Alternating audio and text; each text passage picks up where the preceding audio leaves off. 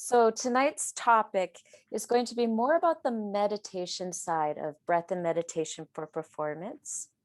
Like we always do, we're going to start by setting up our comfortable seated posture. So making sure wherever you're seated, or whatever, pardon me, wherever you're seated, that you're supported so that you can sit with enough room for your rib cage to expand in all directions. Please close your eyes. And just take a moment to use this delineation between everything that's happened in your day and our yoga practice. This is the line in the sand that we draw. This is our pause moment where we're going to dial down the noise of the day so that we can dial up our focus and our attention in this moment for our breath and meditation practice. Just become conscious of all the parts of your body that are closest to the ground. The sensation of your platform, your anchoring point into the ground.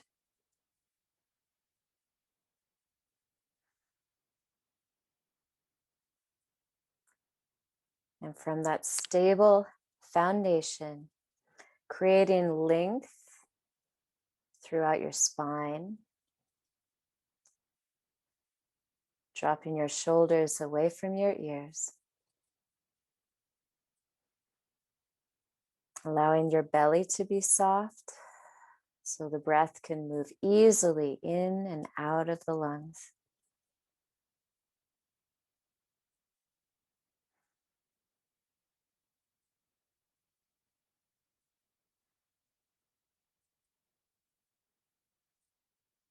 And now just beginning to notice the pacing of the breath. Without trying to change anything yet, just noticing where in the body the breath is landing, how deep it goes.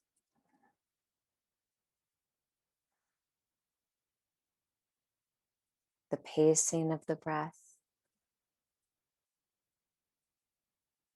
And which of your inhale or your exhale is the longer? And there's no right or wrong way to be. In this moment, you're perfect just as you are, breathing just as you are. And we can settle into an easiness in the breath, in the body.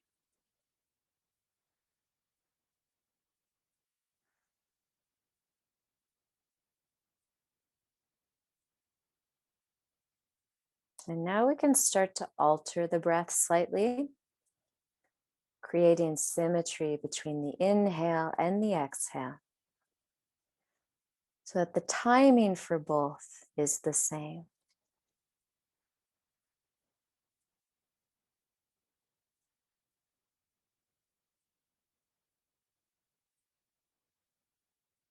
Not worrying about pausing the breath, just thinking of a fluid inhale and exhale, kind of like the waves in the ocean, moving out and then drawing into the shore.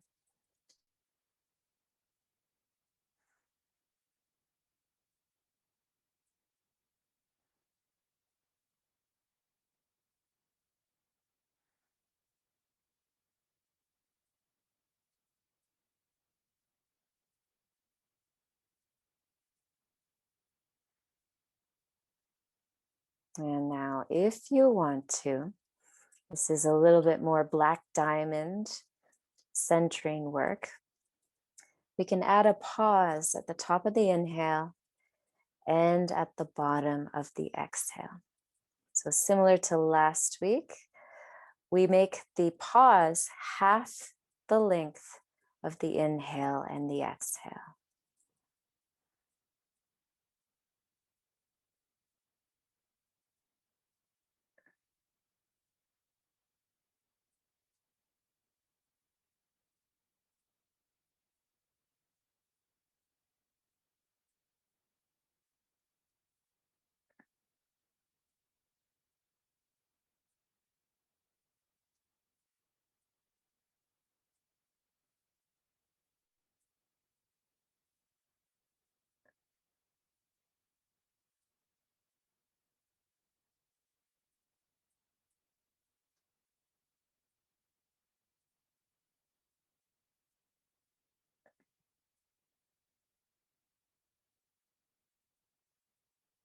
And now relaxing back into your normal breath rhythm.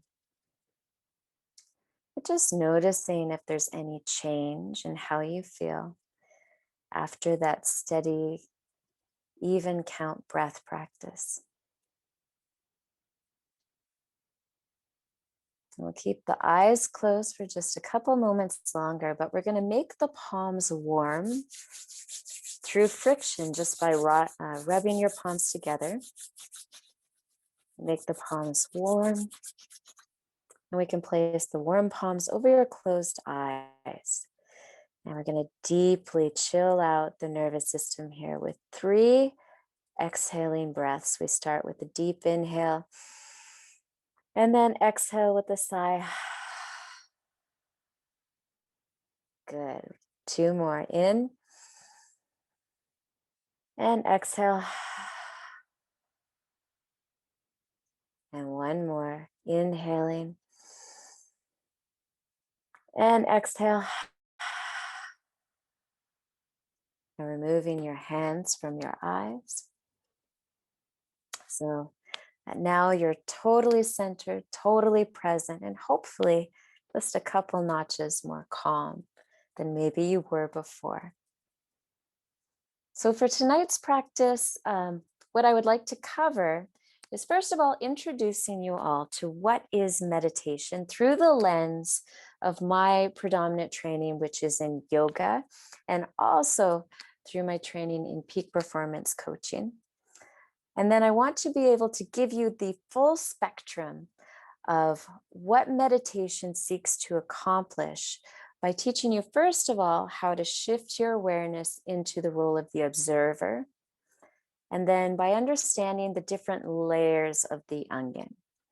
So tonight's practice is going to be part looking at sort of the mechanics of meditation as it relates to focusing attention. And then it's also going to be a little bit existential. And what I mean by that is we're talking about a concept, the mind, which is honestly not well known, not well understood.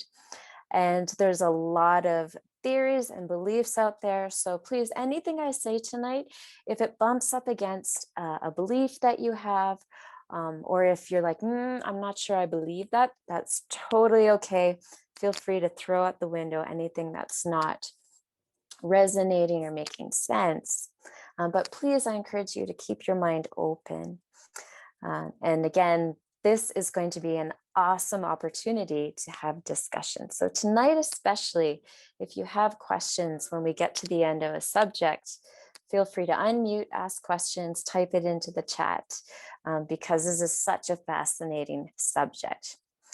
Now, when we're talking about the theory of mind, which is really what meditation is dabbling in, it is very, very complicated because we're trying to understand a process from within that process itself.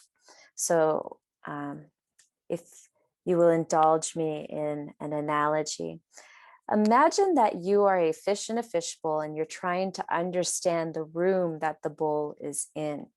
It's really difficult because your entire perception of your reality is within the confines of the fishbowl and in that medium of water.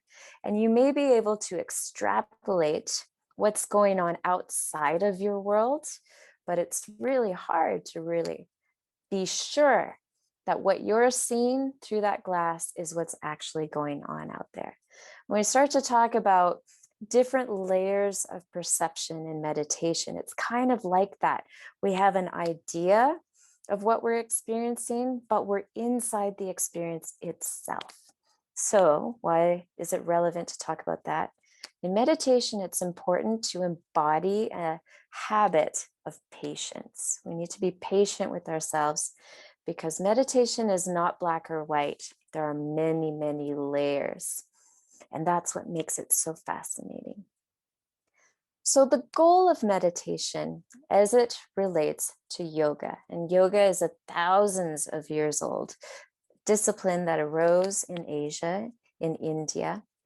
And the goal of meditation for the ancient yogis was simply to understand the self, through direct observation.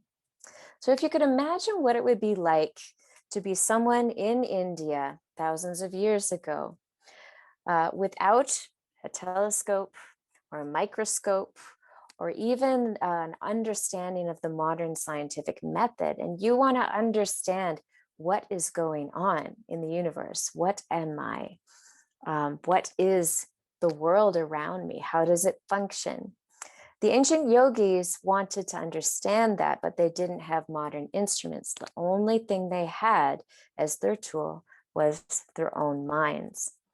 And so when you read about the texts, the ancient texts in yoga, it talks about the yogis retreating into caves to remove as much distraction from their lives as possible so that they could finely tune this tool, this instrument of perception, and try and get some answers about what's going on both within and without. So the goal of meditation is to understand the self. And by understanding the self, then, starting with that question, okay, what is the self? And the yogis discovered, I don't know if I have a clear answer, but I've gained some tools that are enabling me to change the way I think about things that are happening in the world around me. And with that discovery, all of a sudden meditation became not just a way of trying to inquire and gain information about what's going on in the world around you. It became an instrument or a tool for changing yourself and how you operate in the world around you. So when it comes to peak performance coaching, meditation is applied still through via that same path of trying to understand the self. But meditation for peak performance is more interested in that latter half of the equation, which is, okay, this is actually a tool that I can use to change my perception, my mindset, and the way that I operate in the world around me. That's sort of where peak performance picks up the gauntlet from ancient yogis and other cultures that have a meditative tradition. So when we're talking about the goal of understanding the self, human beings have a unique capacity to self-reflect.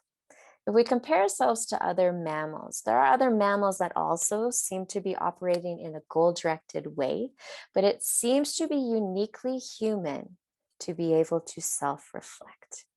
We could look at it as a sort of a chain of events from instinctual behavior, which is just stimulus response, instant stimulus response. We see animals behaving in this paradigm all the time, just operating under the maxim of getting food, staying safe, and doing that very successfully just by receiving information from the environment and then having these automatic programs that kick in.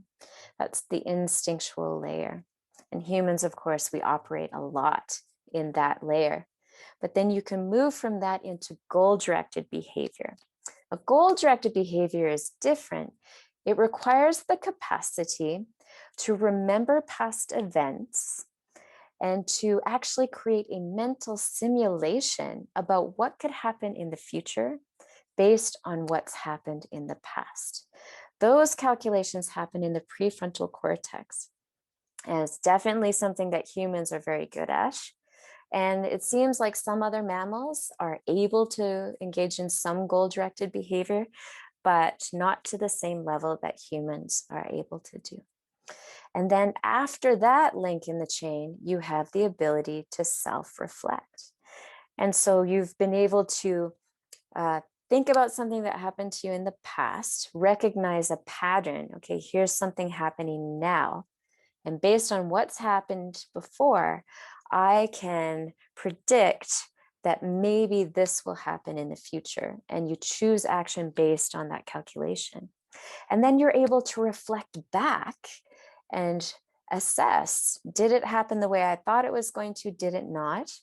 Now that probably sounds pretty familiar. That is the process of learning.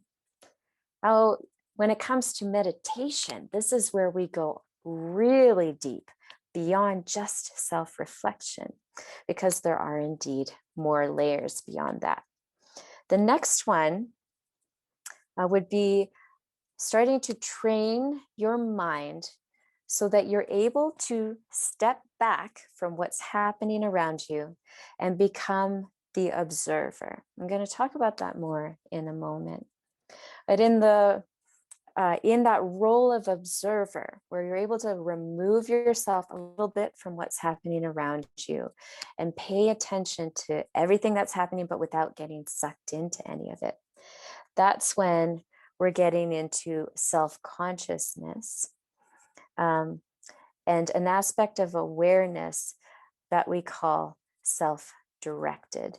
So we have self-reflective, the ability to sort of turn our attention back inward and be able to make calls like, oh, that worked really well. Oh, that didn't work really well. I feel like this about that. I'm not sure how I feel about that. Self-reflection. And then self-directed, that's a whole nother layer where now you're not just able to take the role of the observer and pay attention to the outcome of actions, but you're actually able to choose your mental state and have that direct your actions in a much more conscious way, in a more deliberate way. And then the layer after that is selflessness. And selflessness is something I alluded to in the webinar that I did a few weeks ago, Transient Hypofrontality. So the prefrontal cortex, again, this is the most recent evolutionary part of the brain. It's the part of the brain that's able to do those incredible calculations of taking past experiences and then actually build a simulation, a virtual world, if you will, in your mind, to run those scenarios in your mind and make predictions about what's going to happen. That is the prefrontal cortex. And then that ability to self-reflect, that's also in the prefrontal cortex. But when we get to self-directed, that's sort of where we're able to toggle back and forth between being very goal-directed and also being able to shut off the prefrontal cortex, or transient hypofrontality. Because when we turn off that ability to reflect, the ability to make calculations and predictions, we lose the sense of self as separate from the experience. So I'm going to use an example to illustrate what this selflessness feels like. It could be you're skiing down a run, and then all of a sudden, very unexpectedly, the lights kind of flat and you weren't able to make out a contour in the terrain. And actually it wasn't just a bump, it's a bit of a drop. There's a shelf. And then all of a sudden, completely unexpectedly, you are airborne. And all of a sudden time slows down. You're in that, oh shit moment. But your brain has done this incredible gymnastics move to leverage your fastest acting decision-making to help you navigate that situation through your best possible capacity. And what it's done is it's actually turned off the prefrontal cortex. Without the prefrontal cortex, you don't process the world as a self-separate from your reality. You just kind of blend into the reality. So all of a sudden you're airborne, you're like, oh shit. And then it's like time slows down and there's no you thinking or planning about what you're going to do. There's just this automatic reaction and you do exactly what you need to. It's near perfect decision making. But it's like you're not making the decisions. It's like you're not even there. Boom. It all just happens. And then you land and you kind of snap to and you're like, whoa, I'm in the line. You've got the adrenaline pumping. But there was a fraction of a second in that run where you lost your sense of self. That's what we mean by selflessness. It turns out it's actually an adaptive mechanism that we have to deal with really high demand attention situations that we need to use every resource within our mind and our body in order to navigate them successfully and safely in some cases. So observer, this is really the first step. And I apologize.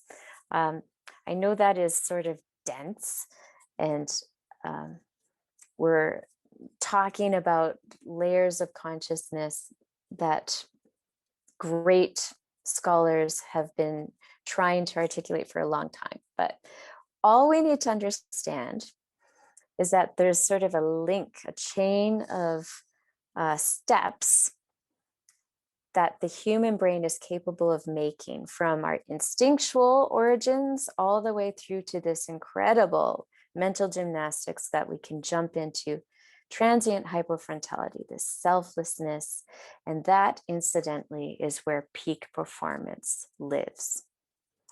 But the observer is the simple part. And so that's what I want to focus on now.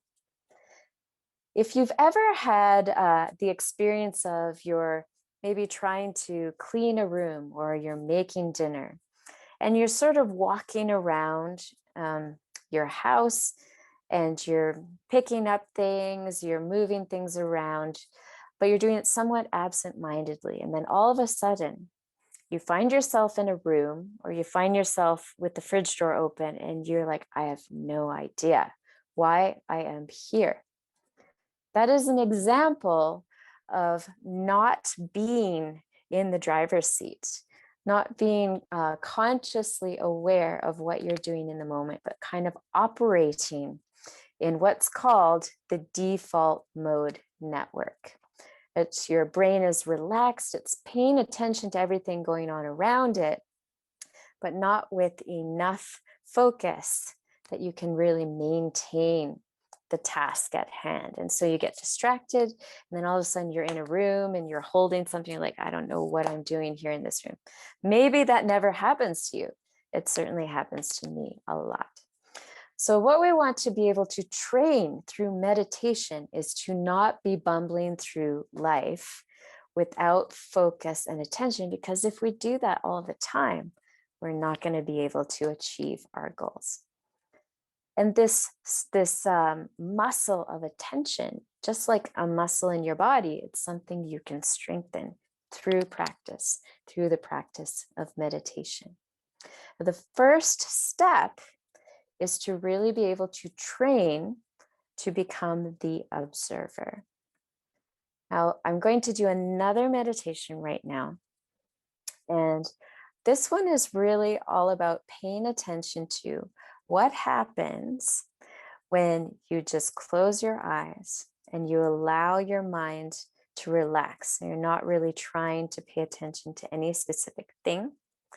We'll start from that baseline. And then I'm going to verbally guide you to pay attention to some particular things that are happening in your body and your mind. So again, please, I'm going to ask you to sit in your upright posture and close your eyes. Now, first, you're not trying to pay attention to any specific thing. Maybe you're noticing the sound of my voice, but maybe there's noise going on in your space. Maybe there's noise outside of your space.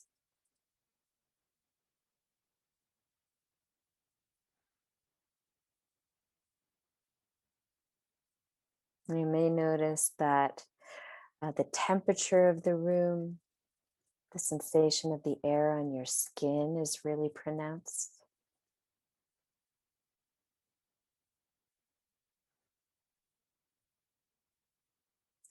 Or you might find that there's a particular thought that's moving through your awareness right now.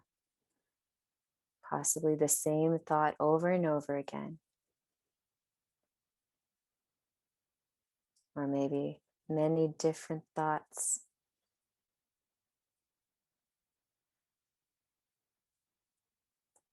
So for just one moment in silence, without trying to direct your attention to any particular point, simply notice what projections are arising in your mind.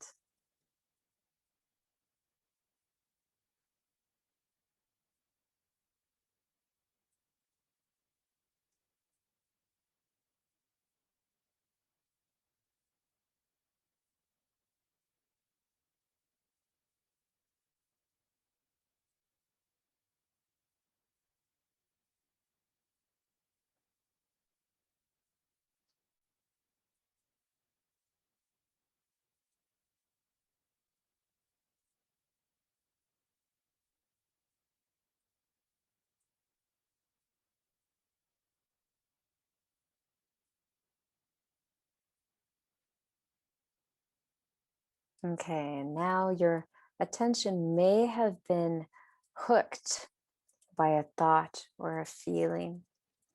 And so this is just your friendly reminder to come back to this moment and observe what's happening.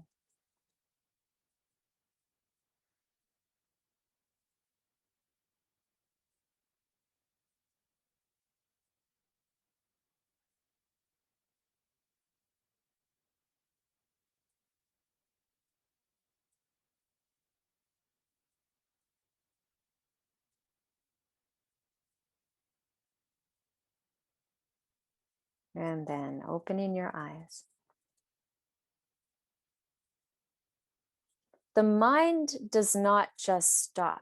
And I think this is one of the biggest misconceptions in meditation, that you have to somehow quiet or shut down or turn off the mind. This is impossible. If the mind is not doing something, that is a really bad sign. It probably means that you're dead. So the mind is not something we can shut off. However, we can train it so that we can direct it. We can direct our attention where we want it to go. So if your mind is wandering, if you find yourself not able to maintain focus in any one place, that's called a hook. You're getting hooked into an idea, a sensation, a motion, memory, projection into the future. And you're getting hooked means that you're self-identifying. So the role of the observer is to be able to just remove him or herself from all of those projections, all of those thoughts that are going on in your awareness, and just to be able to be like, oh, that thought, oh, I recognize that's an emotion, oh, that's a feeling, but you don't get sucked into it and yourself identify with that thought, that feeling, or that emotion. So I'm going to be getting you guys to practice that again with a more specific focus in a moment. But I want to introduce you to something called the Koshas, or the layers of the self. This is a yoga thought process, and I'm going to use in a very specific way to describe different things that people become aware of when they're in meditation. So the outermost layer of the self for a yoga practitioner when they're in meditation is the Anandamaya kosha, which is the body, the physical body. So that would be awareness of things like temperature, touch, pressure, tension, hunger, anything to do with how the sense organs are communicating about this interface, the body, and how it interfaces with your surroundings. Could be the temperature of the air. It could be the consistency of the cushion or the chair that you're sitting on, that sort of thing. So Nandamaya kosha, the outermost layer. And then one layer in from that is the pranamaya kosha, or the breath body, or the energy body. So prana means energy in the practice of yoga. But when we kind of take a scientific approach to what is being described, it's the nervous system, the autonomic nervous system. So the sensation of fight or flight or rest and digest, you could articulate as a feeling of energy, high energy, low calm energy, fiery energy, water energy, that sort of thing. So when you investigate old traditions that have a meditative component of their self-inquiry practice, you'll notice this discussion about energy. And it can be easy to be like, oh, okay, that sounds really new agey. That's sort of off-putting. But let's take the approach of exploring energy as the felt experience of the autonomic nervous system, rest and digest, fight and flight. And so there's a layer in from that, the manomaya kosha, or the mind emotion body. This is a two-part system. It is a thought immediately followed by an emotion. So it could be you see a snake and automatically there's an emotion. And those two things are so tightly coupled that by the time you can self-reflect on what's happened, you've probably already taken an action, a behavior in response to that process of stimulus and emotional reaction to the stimulus. So that's manomaya kosha. And then there is another level deeper, that's the vinja maya kosha, or the intelligence body, the intelligence layer. This is where it gets really interesting. So the Vijnamaya kosha is described sometimes as intelligence, as wisdom. And it describes a layer of your conscious awareness where you're able to remove yourself somewhat from that automatic stimulus response place that a lot of us operate in. So being able to take a step back and see the snake and be like, oh, it's a snake. How do I want to respond? Instead of snake, that kind of immediate knee-jerk reaction. So that's the Vijnamaya kosha, the wisdom layer. And then the innermost layer is selflessness. It's called the Anandamaya kosha, or it's interpreted, Ananda means bliss in Sanskrit. And bliss is the word that's often used to describe that feeling of selflessness.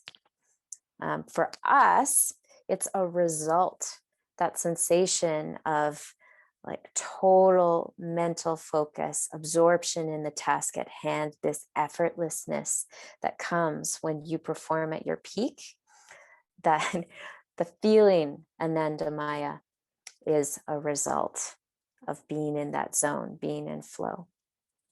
So with that understanding now, I want to reproduce that same meditation practice, but I'm going to guide you through these separate layers. And so the goal is going to be, when you're meditating, to focus all of your attention on each of those layers as I describe them. So any questions about that, you guys? Feel free to unmute or shoot a message into the chat.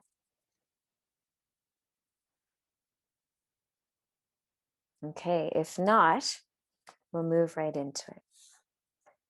So we call this present awareness or mindfulness, but we're going to be deliberately focusing the attention on each one of those layers, sequentially moving from outermost to innermost.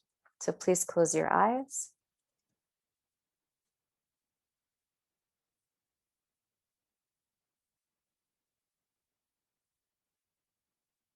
And then starting with focusing your entire attention, really committing some mental energy to the effort of focusing your entire attention on the sensation of your body.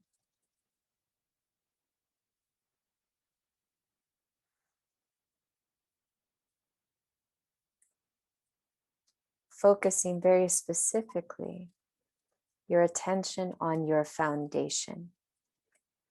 whatever part of the body is anchoring into the ground beneath you.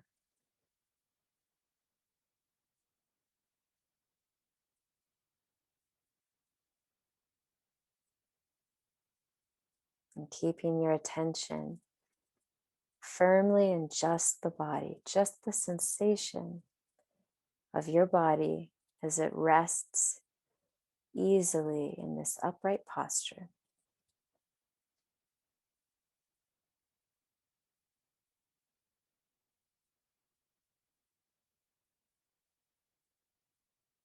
And drawing your attention through segments of the body from your foundation all the way to the very top of your head in your own pacing.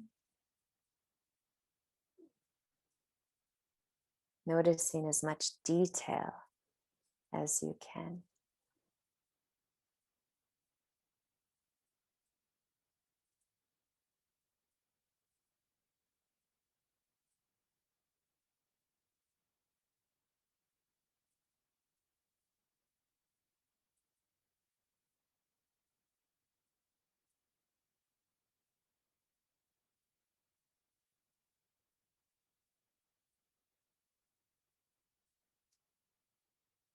And when your attention has gotten all the way to the very top of your head, start to take a global perspective of your body, noticing everything that's going on in the sensation of your body.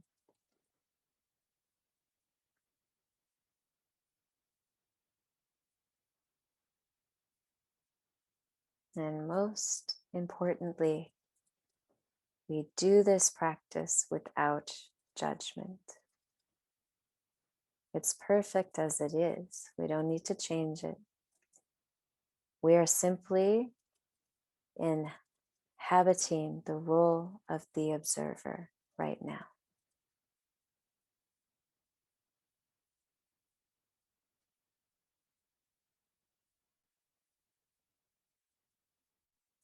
Now narrowing your attention one layer in, the pranamaya kosha, the energy body. Noticing your level of energy. If 10 on the scale is I'm ready to jump off a cliff, then 1 is I need to be sleeping right now. Silently to yourself, noticing the sensation of your energy level.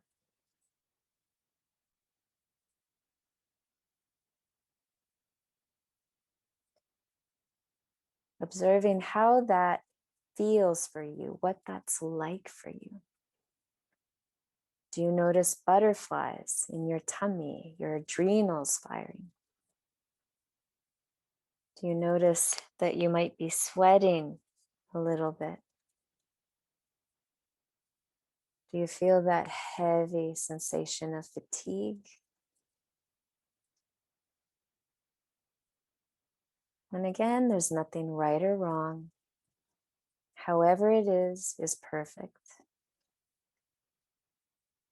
We just observe.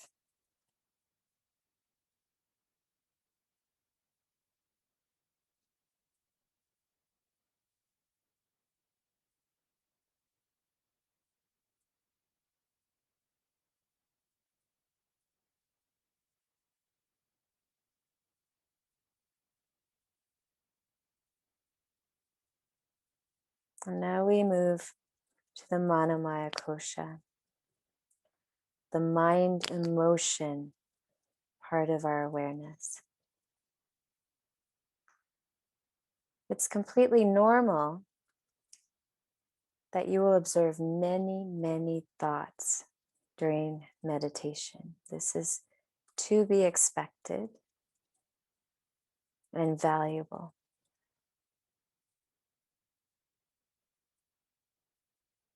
Please notice what emotions are connected to these thoughts that arise in your awareness.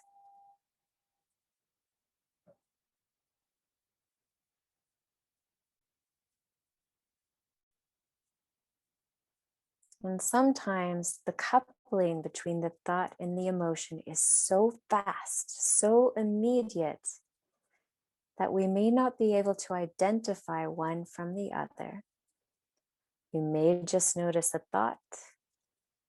You may just notice an emotion, and that's okay. That's a good place to start.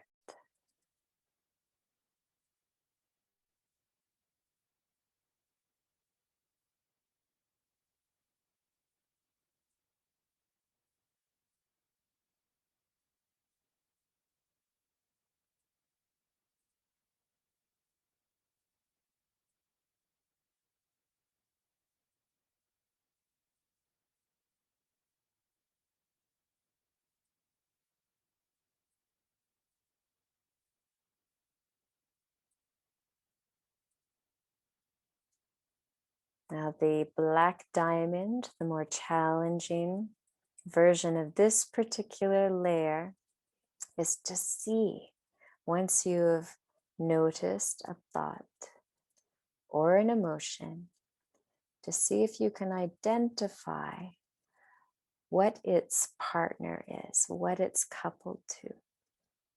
For example, if you have a thought about something that happened in your past, but you don't necessarily have awareness of the emotion yet, see if you can tease out those connections.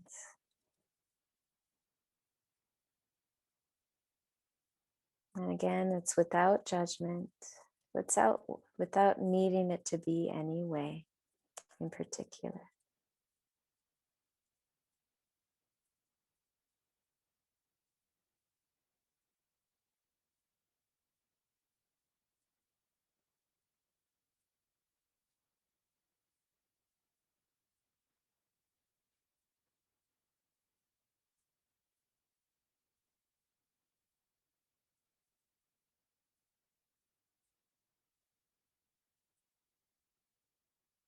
Excellent. And now moving one layer deeper, the Vijnanamaya Kosha, the wisdom layer.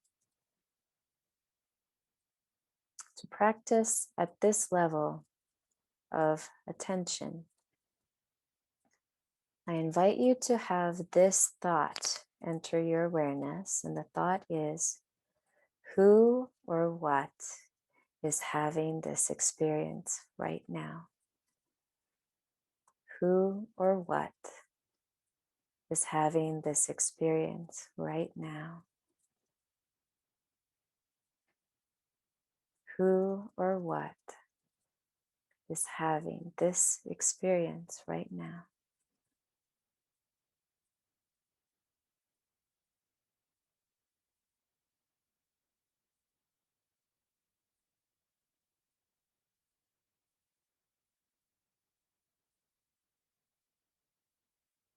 And it's not about finding the answer.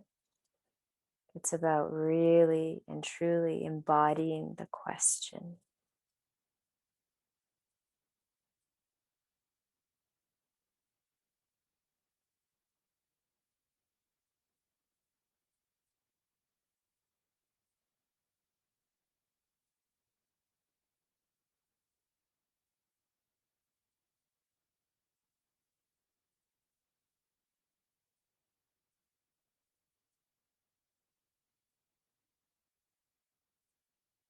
And the last layer, the Anandamaya Kosha. To practice selflessness, we simply recite silently a simple phrase, which is let go. Let go. Let go. Let go. And so on.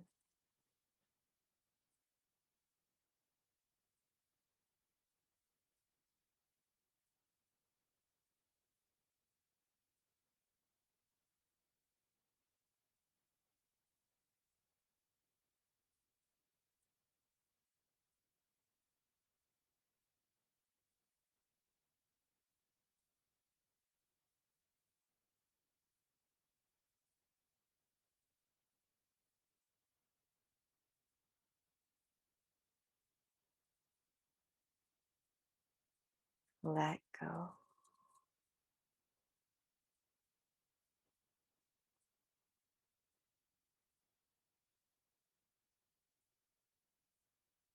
Now we're going to reverse this sequence from letting go to asking the question, who or what is having this experience right now?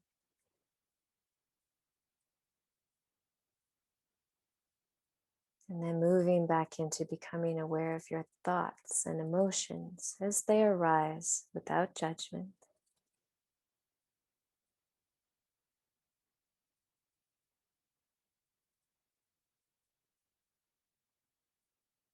And then moving back into the energy awareness.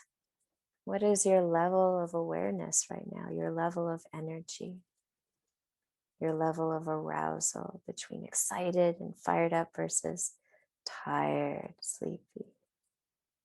Simply labeling that.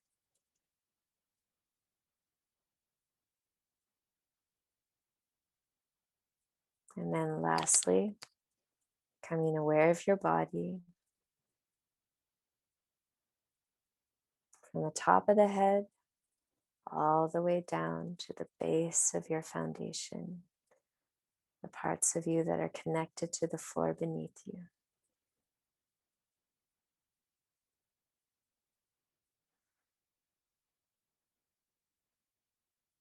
And then taking a moment to wiggle fingers and toes, and just slowly moving your head.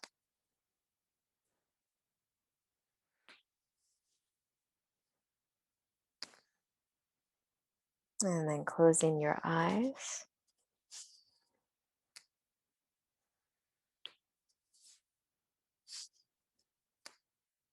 Okay, now I want to talk a little bit more about the peak performance world.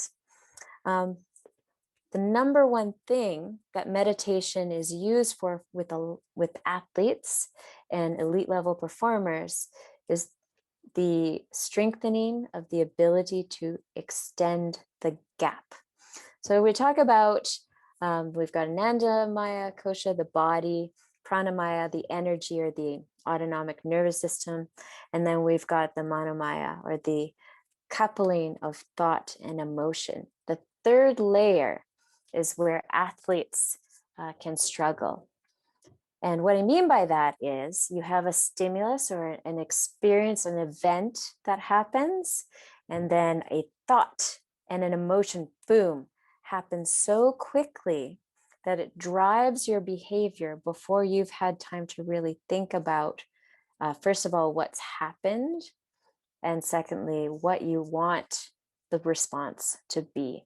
So these are cases where, for me, as a skier, I think where it's most pronounced is I'll be skiing and I know how I want to go down the hill. I know what my goal speed is. I know what the turn shape is I'm looking for. I know where I want to put my skis.